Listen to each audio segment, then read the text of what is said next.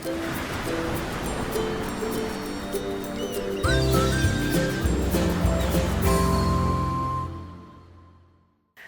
there, this is Allison with Let's Go Travel Tips.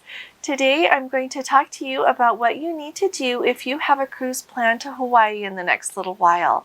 Our amazing Let's Go family member Dave embarked on the Grand Princess to Hawaii on January 4th, and he was kind enough to share the information that he received from the state of Hawaii as he plans to be able to disembark there in Hawaii.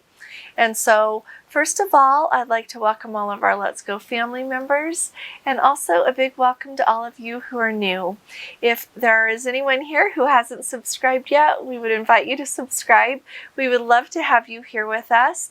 We have an amazing Let's Go family that I know you're going to want to be a part of, and I do my best to keep you up to date with updates, especially with Princess Cruise Lines, always Princess Cruise Lines, and then as many others as I come across and think would be of value to us to know. And then we also will take you with us on our travels, and you can look at the travel vlogs that we've already got up. And so first of all, you'll probably remember that in 2020, cruises were not allowed to go to the state of Hawaii. They said that they would allow cruise ships to start coming again in January of 2022. Well, as December rolled around and the Omicron variant came, it was a little bit concerning. We were all wondering if cruise ships were really going to be allowed to sail to Hawaii. But here we are. We've had the Grand Princess set sail January 4th, and smooth sailing so far. And so it looks like everything is a go. And so Dave, our Let's Go family member, sent me the email that he had received, like I said, just as he was going to go. Now, I do want to let you know that our Let's Go family members who will be sailing on Princess, Carnival, and Holland America in the next little while, let me know that all of the passengers had received an email from those cruise lines letting them know two things.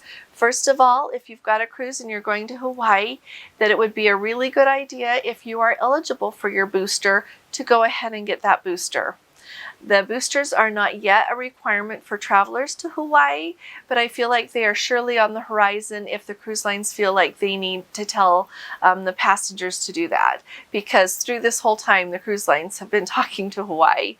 And the other thing they let us know is, let the passengers know, is that they needed to go on the Hawaii Safe Travels website.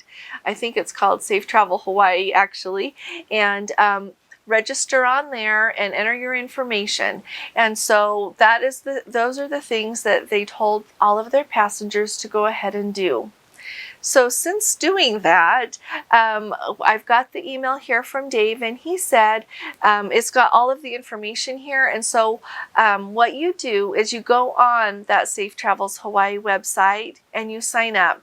You go to the website and it's really simple. You just create a username and your own password, and then you just fill out your information and then answer a few questions. And as part of that, you have to upload a copy of your vaccine card. That is your proof of vaccination that they require. And so that's what you do. And then once you have done all of that, the state of Hawaii will send you back an email that has that QR code in it. And also, you will also be able to see that QR code on that website just in your own account under trip details. You'll be able to see that QR code.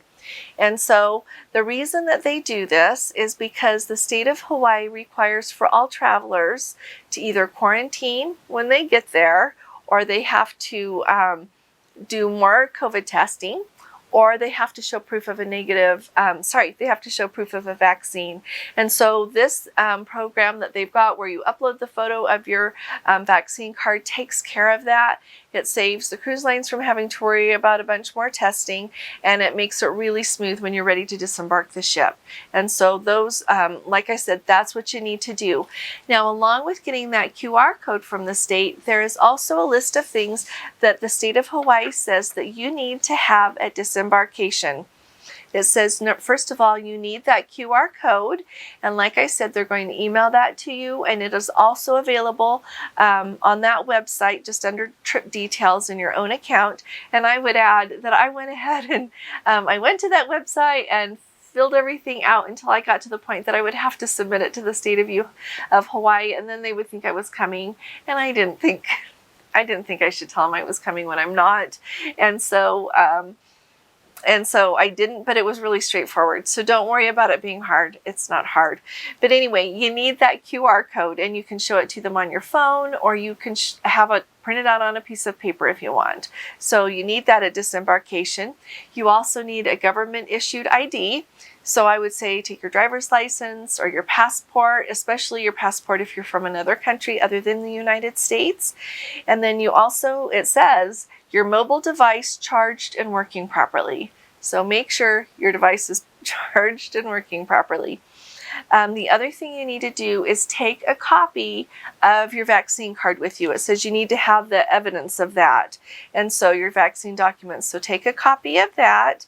And then you also, if you are going to disembark the ship in Hawaii, that you are just taking the ship one way, then you're staying in Hawaii, then you're going to take a flight back home, you need to show them your travel documents showing what your lodging reservations are and what your flight home reservation is. And so they want to see that as well. And so remember just to have that out.